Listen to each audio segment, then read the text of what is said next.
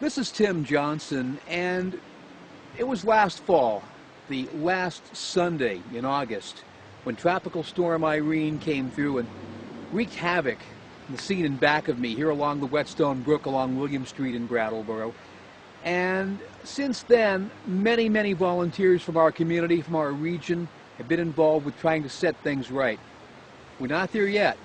We're a lot closer than we were on a very rainy August day. And with me to tell you about the work of the Long-Term Recovery Committee in southeastern Vermont is the chair. In the center of these three lovely young ladies, Sandy Daly is the chair, and to her left, Mary Ann Wolf is the Disaster Recovery Service Coordinator for the committee, and on the right is Sue Graff, the Volunteer Coordination Subcommittee Chair. She also was with United Way of Windham County. Mary Ann works for Southeast Community Action, and Sandy is the chair of the Brattleboro Area Interfaith Clergy Association. I was hearing right before we started that all of you and your helpers have made just an inordinate number of calls trying to reach out to people, and maybe along with that you could tell us just what this committee is, how it was formed, and why you were making all those calls. Sure. Well, right after the hurricane came through, a number of different organizations came together, called together by the United Way, to meet and talk about how we can respond. With the fire that had taken place at the Brooks House earlier, there were folks who had already sort of built a relationship from different service organizations and leaders in the community and so on. So there were maybe as many as 30 people sitting around the table initially saying, you know, how can we coordinate the different organizations, resources that we have to respond to the needs that are out there. And it took us, you know, I would say maybe close to a month to figure out what our charter, our organization, how we were going to move forward. And while we were doing that figuring out, we were also being led by FEMA and by the Red Cross as to how we could respond to the most immediate and pressing needs of people who didn't have housing, who didn't have food, who, you know, had the most sustained the most severe losses. But what we did create, we called the Southeastern Vermont Long-Term Recovery Committee, specifically focused on Irene at this point, and probably over the next 18 months or so, maybe even 2 years, we'll still be working on meeting people's unmet needs. But then we'll also be putting into place a structure that can be called on should we be faced with some sort of disaster in the future, which hopefully will help us be more prepared. You know, you've raised a good point, because everything I've heard, and gosh, I wish my mom was still alive to confer with this, but 1927, 1938, big dates in Vermont history because of hurricanes and the damage that they wrought.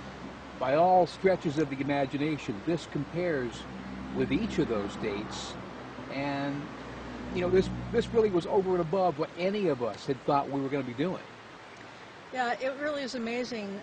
There were over 7,000 individual units, families or individuals, who registered with FEMA, and over 1,500 in Windham County, which is the area that we're serving, that we're dealing with.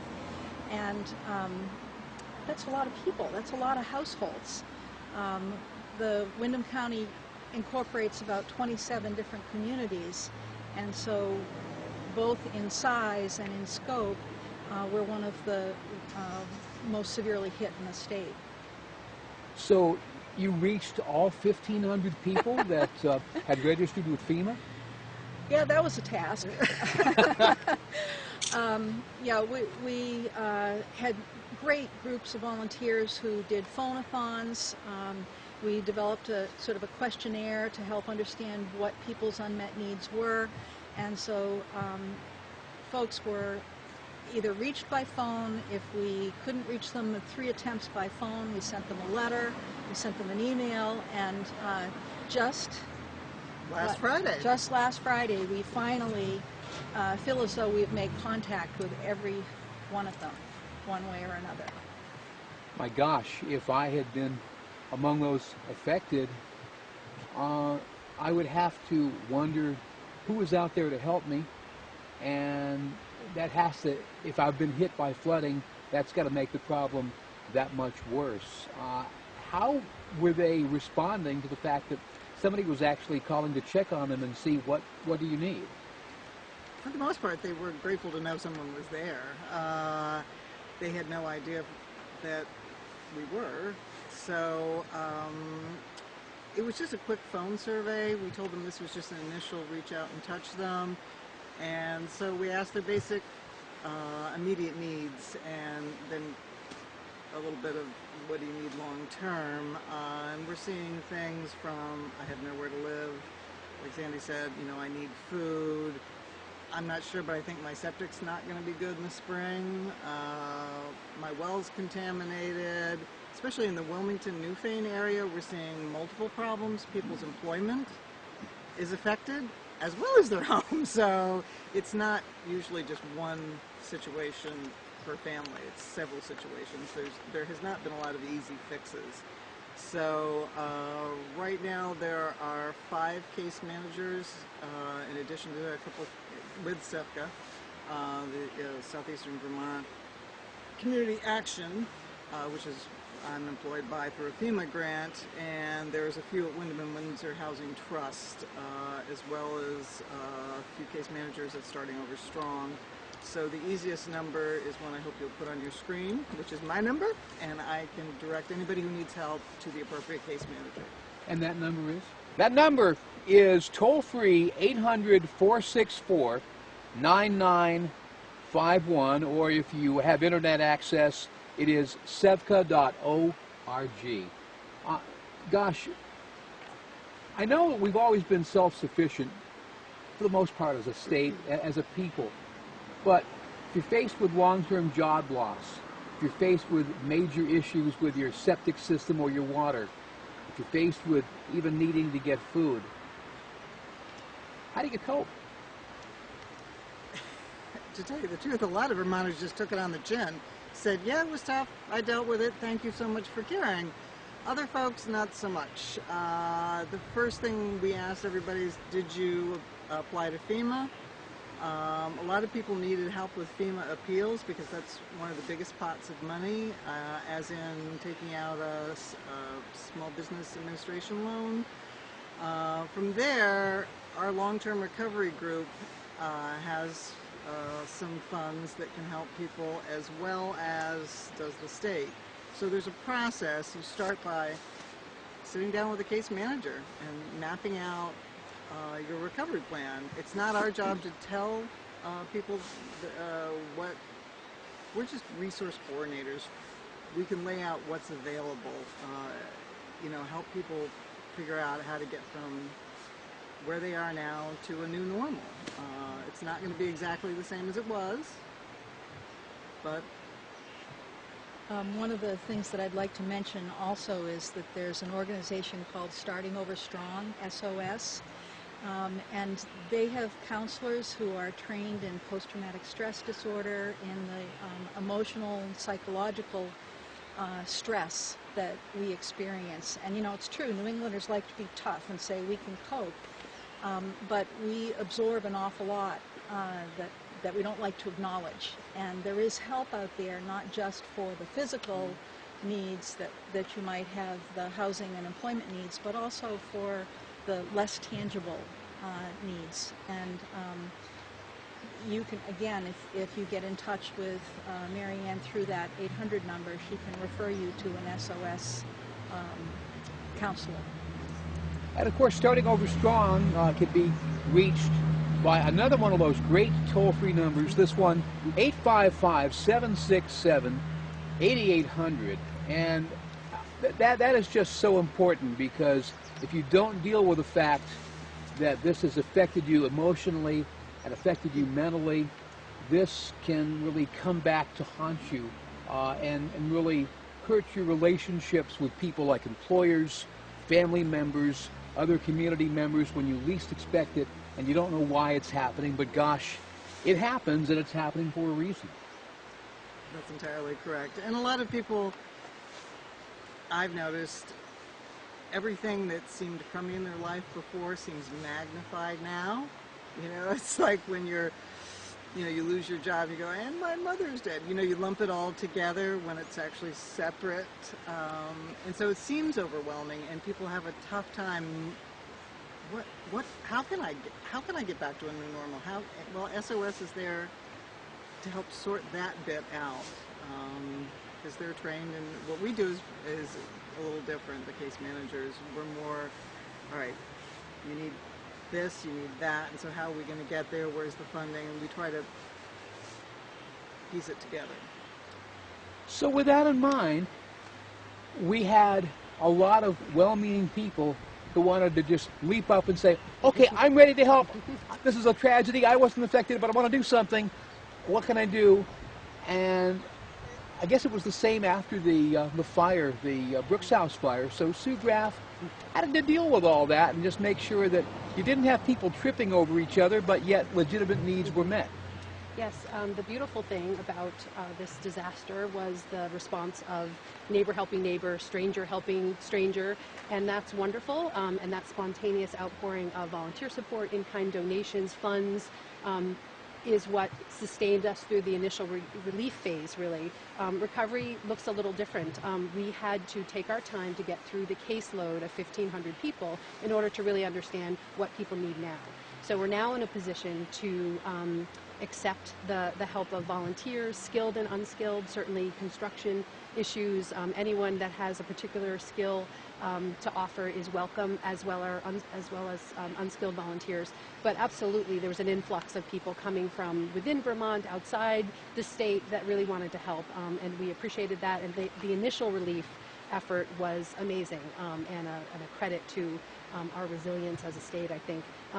Also the amazing infrastructure repair of bridges and roads from the state has to be commended, but it also provided sort of an illusion that everything was fine from the outset. And if you don't really know where to look, it can look like Vermont is fine. And we're not fine yet. We're getting there.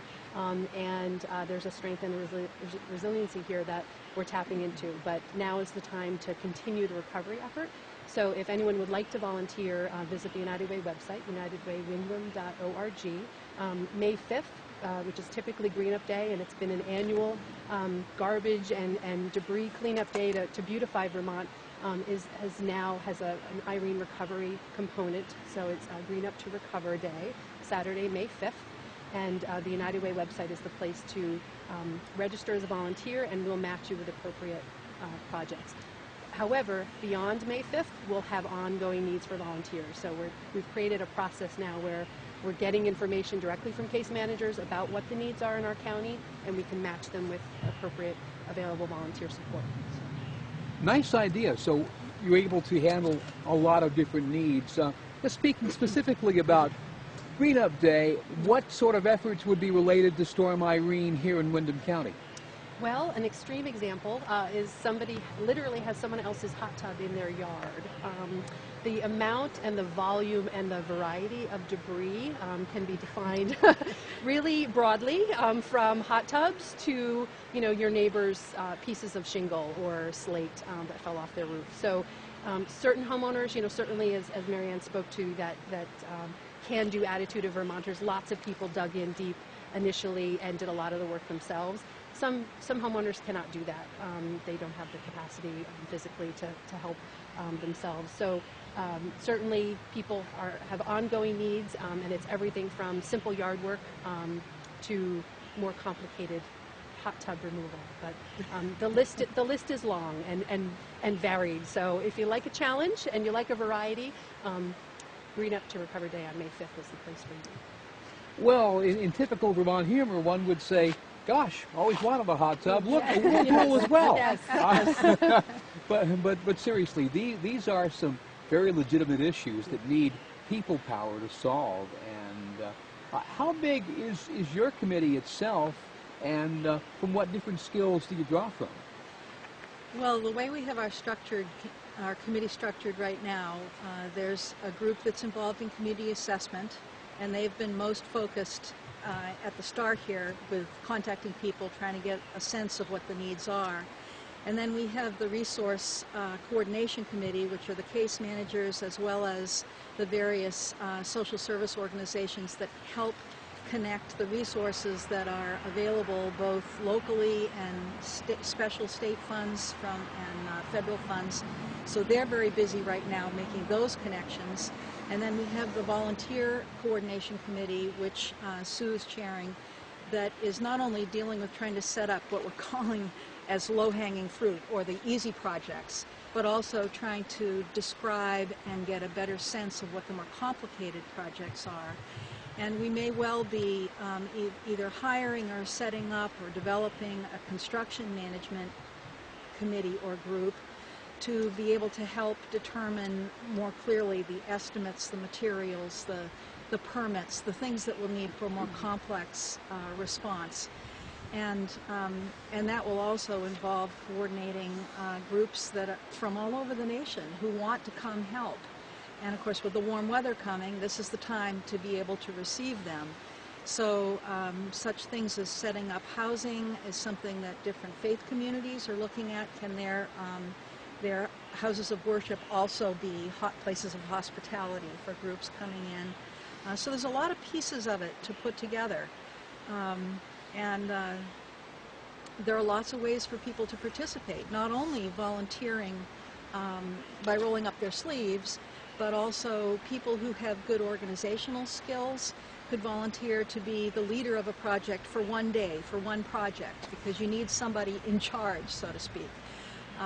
We need people who, in the trades, who can help us to understand what some of the processes and needs are for the complicated. So people can volunteer for very discrete projects and say, well, I have one Saturday this summer, I'm willing to donate or something. What can I do to help? And again, that would be coordinated with the team. And I don't want to underestimate the fact that funds are always needed.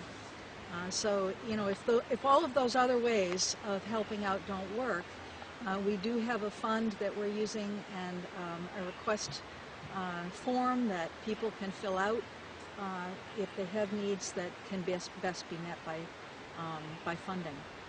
You know, you're right. Vermont has received a lot of support from FEMA. A lot of businesses, a lot of well-meaning individuals have dug in deep because they know of the need. But there's still, you can't possibly come up with enough to do everything, especially in the manner that you would think should be done. So there is still a need for money. Where can that be sent? The United Way is acting as the fiscal agent for us, so that, again, if you visit their website, you can see how donations can be made, either online or by sending in donations. There are also going to be different events where we try to be present so that people can make donations, such as the Strolling of the Heifers. We're going to have a presence at the home show this weekend. Anything that's going on in the community where we can remind people that there are those there who want to help. And while I think of it, just because you didn't register with FEMA doesn't mean that you can't ask for help, because we're here for everybody in Windham County. So don't hesitate. I know it's not Vermont-like to ask for help, but the help is there. I was just thinking that. The help is there, so don't hesitate. And of course, some of us look with a jaundiced eye on, I'm from the federal government and I'm here to help, and they might accept help more readily from their neighbors rather than somebody with a federal badge. Absolutely. I've had several recently that came to me by neighbors, by just, my neighbor was it, but she didn't apply to FEMA. She just didn't want to have anything to do. And I'm like, okay. I called one woman today, and she said, well, why do you want to come out to see me? I said, I'm trying to find funding to fix your roof. She goes, okay, how about 2 o'clock tomorrow? I'm like, it's like, I'm just a local person trying to help. And you're right, people definitely feel more at ease, I would say, than FEMA's coming to town. It seems a little scary. And it's a bunch of paperwork, too. That it is. On top of the fact that you might have had a house destroyed or damaged, you've got to deal through a mountain of paperwork where people get scared by that too. Oh, absolutely. And, you know, after you apply to FEMA, the federal government's primary source of assisting you is an SBA loan. Not only do people not get that because it stands for Small Business Administration, but they do disaster loans to homeowners and renters. People just don't get it, and it's like applying for a first-time mortgage. So you're traumatized, you don't understand, you think I can't afford another loan, and then there's this voluminous paperwork. So a lot of people didn't apply for the loans, which are low interest, and it's not a bad deal. And it's okay. Call us. We may be able to help. We hope we can help. And the other end of this, volunteers. Anybody of any size, shape, age that really can do something, anything, it's all needed. Absolutely. There are projects that are appropriate for adults, appropriate for families. Certainly we're going to do screening of volunteers and of projects and match them appropriately, but any and all volunteer support is welcome and appreciated. Even something as simple as, gosh, I may not be able to bend my back all day, but I can cook up a meal for maybe 100 volunteers amassed at one point or another. Absolutely. We're actively recruiting what we're calling site leaders. So people who can coordinate volunteers, coordinate supplies, make sure the volunteers are getting what they need, the homeowners getting what they need, to really be an on-site presence, and to ensure that everyone's needs are met and that volunteers have a good experience as well. Of course, we want to help everyone affected, and we know that the homeowners appreciate the support, but we want to make sure that the volunteers are sensitive to the needs of the homeowner and that they're working in someone's very private place. So we want to be sensitive to that, so absolutely. So a question for all of you.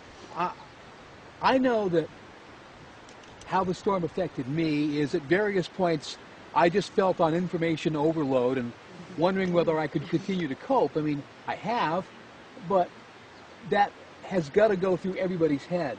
How did this storm and the work that you're doing since then affect all of you?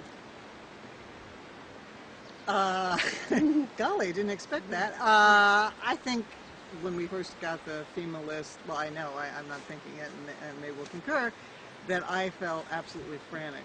Who's out there? Because we got the FEMA list the week before Thanksgiving, and I thought, who's not safe and warm and dry? Of these 1,500 names, who isn't safe and warm and dry? And I just was like working around the clock, worried that there were people out there in not a good spot. As we've contacted people, I feel a little calmer. We've got a handle on it. We know that where people are and more or less what they need. So, but initially I was kind of frantic. Understandable.